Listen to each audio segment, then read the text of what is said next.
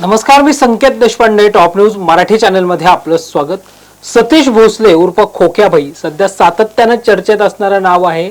या खोक्याच्या समर्थनासाठी कधी त्याची आई, कधी भाची, तर काल त्याची बायको देखील मैदानामध्ये उतरल्याचं पाहायला मिळत होतं। खोक्याच्या समर्थन करताना हे सगळे पाहायला मिळत होते। मात्र आता चक्क खोक्यानेच आपल्याला सिंपत्ती मिळवण्यासाठी एक नवीन जो आहे तो खोक्या ड्रामा करताना पाहायला मिळतोय।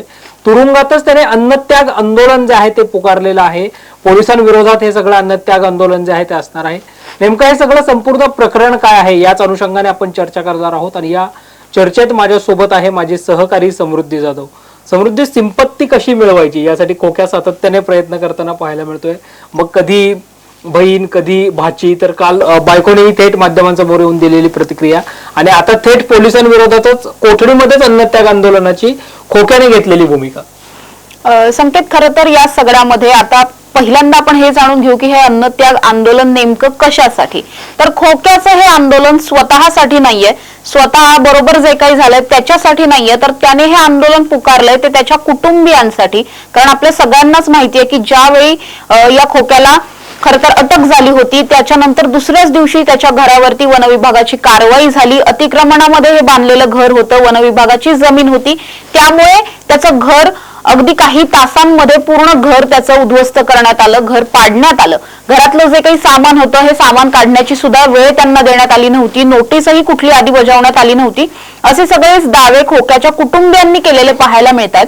त्यामुळे आता या सगळ्याच प्रकरणामध्ये असं झालं की ज्यावेळी हे घर पाडण्यात आलं त्यावेळी अर्थातच सगळे बाकीचे जे कुटुंबीय आहेत ते बेघर झालेले होते। इकडे खोक्याभाई हा स्वतः तुरुंगात होता, तिकडे त्याचं कुटुंब रस्त्यावरती आलेलं होतं। आणि त्याच दिवशी रात्रीच्या वेळी अगदी काही रुमाल बांधून आलेल्या 15 ते 20 जणांच्या टोळक्याने यांचं जे काही राहिलं साहिलेलं घर होतं, काही वस्तू होत्या त्या पेटवून दिल्या, त्यांना आग लावली आणि त्या भीषण आगीमध्ये बरंच नुकसान सुद्धा झालं। घराचे जे काही थोडेफार अवशेष राहिलेले होते ते सुद्धा जळून गेले। त्याचबरोबर पाळलेल्या काही कोंबड्या होत्या, बकऱ्या होत्या, गाई म्हशी होत्या, त्यांना सुद्धा या सगळ्या आगीमुळे त्या सुद्धा जखमी झालेल्या पाहायला मिळाल्या। या सगळ्या बरोबरच याच अज्ञात लोकांनी घरातील महिलांना सुद्धा मारहाण केल्याचा एक कुठेतरी आरोप केला जातोय। हे सगळं प्रकरण इतकं गंभीर होतं की या प्रकरणाची चर्चा लगेचच दुसऱ्या दिवशीपासून होऊ लागली। आणि अर्थात हे सगळं खोक्याभाई पर्यंत सुद्धा पोहोचलेलं असणार आहे की आपल्या पश्चात आपल्या कुटुंबाबरोबर नेमकं काय काय झालं। त्यामुळेच आता कुठेतरी ज्यावेळी संपूर्ण कुटुंब खोक्याच्या समर्थनार्थ मैदानात उतरलंय त्यावेळी आता खोक्या सुद्धा जेलमधून आपल्या कुटुंबाच्या समर्थनार्थ हे आंदोलन करताना पाहायला मिळतोय। या सगळ्या प्रकरणामध्ये ज्यांनी कुणी हे घर जाळलं होतं त्या सगळ्यांविरोधात गुन्हा दाखल झालेला आहे, मात्र आरोपींना अजून अटक झालेली नाहीये। आरोपी निष्पन्न होणं सुद्धा अजून बाकी आहे। त्यामुळे या सगळ्याच प्रकरणामध्ये ज्या ज्या लोकांनी कुटुंबियांवरती अन्याय अत्याचार केले या सगळ्यांना तातडीने अटक करावी या मागणीसाठी खरं तर खोक्याबाईचं हे सगळं अन्नत्याग आंदोलन आहे। या संदर्भातलं त्याने लेखी पत्र सुद्धा पोलीस निरीक्षकांना दिलेलं आहे आणि त्यानुसार तो आज सकाळपासून हे आंदोलन करताना आपल्याला पाहायला मिळतोय। खरं तर या सगळ्या प्रकरणामध्ये जसं संकेत तू म्हटलास त्या पद्धतीने ड्रामा करणं हे सुरुवातीपासूनच चालू आहे। म्हणजे ज्यावेळी सगळ्यात पहिल्यांदा फरार असताना सुद्धा एका चॅनलला दिलेली मुलाखत तेव्हापासून ते आतापर्यंत आपण बघतोय की प्रत्येक ठिकाणी या खोक्याभाईने प्रत्येक वेळेस अशाच पद्धतीचा कुठेतरी सिंपती गेम करण्याचा प्रयत्न केलेला आहे। त्याच्या कुटुंबियांकडून सुद्धा तसंच अनेकदा होताना पाहायला मिळतंय। कुटुंबीय सुद्धा आपण कसे गरीब आहोत आणि खोक्याभाई कसा अगदीच निर्दोष आहे हे दाखवताना पाहायला मिळतात। अर्थात अन्याय कुटुंबावर झालेलाच आहे, जे काही घडलंय त्यांच्याबद्दल ते चुकीचं आहे। मात्र या सगळ्यामध्ये जो आरोपी आहे तो सुद्धा तितकाच मोठा आरोपी आहे आणि त्याच्यावरती सुद्धा पुढची जी काही त्याला शिक्षा होणार असेल ती होणं अर्थातच व्हायलाच हवी, अर्थात खोक्याभाईला ती शिक्षा व्हायला हवी। मात्र या सगळ्या प्रकरणामध्ये जेव्हा त्याचं कुटुंब आता इन्व्हॉल्व्ह झालं आणि सगळ्याच लोकांनी अनेकांनी मिळून त्याच्या कुटुंबाला थेटपणे टार्गेट करणं चालू केलं त्यानंतर आता कुटुंबासाठी हा खोक्याभाई मैदानात उतरलेला पाहायला मिळतोय। समृद्धी, काल सुरेश धस सुद्धा खोक्याच्या परिवारासाठी मैदानामध्ये उतरल्याचं पाहायला मिळत होतं। कुणाचंही घर पाडणं चुकीचं आहे अशीच प्रतिक्रिया थेट सुरेश धसांनी दिल्याचं पाहायला मिळत होतं। आणि या सगळ्यानंतर खोक्या आता तुरुंगामध्येच अन्नत्याग आंदोलन जे आहे ते करताना पाहायला मिळणार आहे। नक्कीच संकेत, आपण जेव्हा पाहिलं होतं की हे जे घर आहे, जिथे खोक्याचं घर आहे त्याच्या आजूबाजूला अनेक घरं आहेत आणि यातली बरीचशी घरं पाडली गेलेलीही नाहीयेत. मुळात खोक्याबाई हा एक आरोपी आहे आणि जेव्हा त्याची चर्चा संपूर्ण राज्यभरात व्हायला लागली त्यानंतर मग वन विभागाला जाग आली आणि मग जवळपास 60-70 वर्ष झालं त्याच ठिकाणी असलेलं हे घर आता कुठे पाडण्याची जाग आली वन विभागाला आणि त्यानंतर हे घर अगदी तडकाफडकी पाडण्यात आलं. त्याच्या आधी या कुटुंबियांना नोटीस देण्यात आली नव्हती असं त्यांचं म्हणणं आहे. अर्थात नोटीस दिली होती की नव्हती हा सगळा तपासाचा भाग आहे. हे काही दिवसात खरं तर तपास जेव्हा जसजसा पुढे जाईल तसतसं ते निष्पन्न होईल.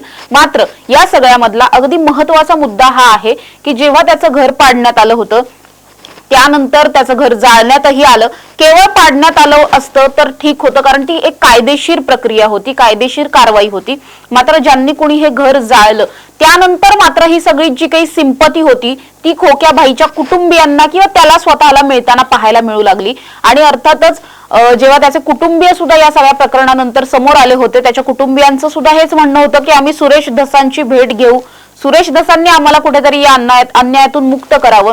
फडणवीसांकडे सुद्धा तशा पद्धतीची मागणी करण्यात आली होती. काल आपण पाहिलं की काल पहिल्यांदाच खोक्याबाईची पत्नी असलेल्या तेजू भोसले यांनी सुद्धा माध्यमांना प्रतिक्रिया दिल्या, मुलाखती दिल्या. त्यामध्ये सुद्धा ते असंच म्हणताना पाहायला मिळतात की आम्ही सुरेश धसांची भेट घेणार आहोत, त्यांच्या भेटीतून मग आम्ही आमच्यावरचा अन्याय जो आहे तो त्यांना सांगू. त्यामुळे संकेत आपल्याला पहिल्यापासून माहिती आहे, जसं आधी आपण म्हटलोय की धनंजय मुंडेंसाठी जसा वाल्मिक करार आहे तशाच पद्धतीने सुरेश धसांसाठी हा खोक्याबाई आहे. अर्थात सुरेश धसांसाठी त्याने प्रचंड काम केलेलं आहे. अनेक वर्षांपासून तो धसांच्या बरोबर आहे, त्यांचा कार्यकर्ता आहे आणि त्यामुळेच कुठेतरी अर्थात आपल्या कार्यकर्त्याच्या कुटुंबियांवरती अन्याय झालाय तर मग त्यासाठी स्वतः सुरेश धस पुढे आलेले पाहायला मिळाले. त्यांनी त्या ठिकाणी जाऊन या कुटुंबियांची भेट घेतली, या कुटुंबाचं पुनर्वसन करण्याचा शब्द सुद्धा त्यांनी त्यांना दिलेला आहे.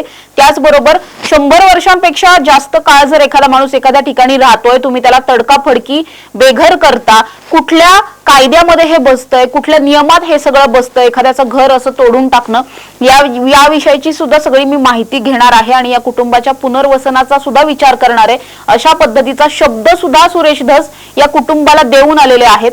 याचाच अर्थ जरी गेल्या काही दिवसांपासून सुरेश धस हे खोक्याबाईच्या विरोधात थोडेफार स्टेटमेंट देताना पाहायला मिळत असतील तरी सुद्धा मनातून कार्यकर्त्यावरचं प्रेम अजूनही तसंच आहे. त्याच्या कुटुंबियांच्या पाठीशी उभे राहताना आता त्यामुळेच कुठेतरी सुरेश धसही पाहायला मिळत आहेत. समृद्धी, या सगळ्या अन्नत्याग आंदोलनामुळे खोक्या आपण कसे कुटुंब वत्सल आहोत आणि आपल्या कुटुंबावर कसा अन्याय होतोय तो दूर झाला पाहिजे. निश्चितच आपण काल बोलताना सुद्धा म्हटलं की खोक्या गुन्हेगार आहेच, मात्र त्याच्या चुकीची शिक्षा ही त्याच्या कुटुंबियांना जी आहे ती होता कामा नये. मात्र आता या सगळ्यामधून आपल्या कुटुंबावर अन्याय होतोय आणि मग हे होऊन नाही द्यायचं म्हणून तो अन्नत्याग आंदोलन वगैरे करून पुन्हा एकदा संपत्ती मिळवण्याचा प्रयत्न करतोय असं वाटतंय. नक्कीच मुळातच सगळ्यात पहिला मुद्दा म्हणजे जेव्हा जसं तू म्हटलास आपण कालही चर्चा केली होती, त्याच्या कुटुंबियांवर अन्याय झाला का तर झाला.